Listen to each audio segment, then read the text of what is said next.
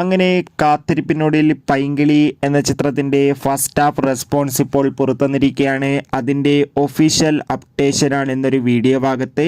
വീഡിയോയിലേക്ക് വരുമ്പോൾ video like ചെയ്യുക, ചാനൽ സബ്സ്ക്രൈബ് ചെയ്യുക. ഫെബ്രുവരി മാസം അങ്ങോട്ട് ധാരാളം ചിത്രങ്ങൾ OTT റിലീസ് ചെയ്യും.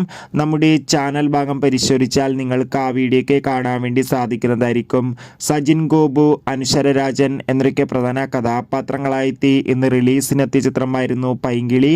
എല്ലാ സിനിമാ പ്രേമികളും ഒരേപോലെ പൈങ്കിളി എന്ന ചിത്രത്തിൻ്റെ റിലീസിനായി കാത്തിരിക്കുകയായിരുന്നു.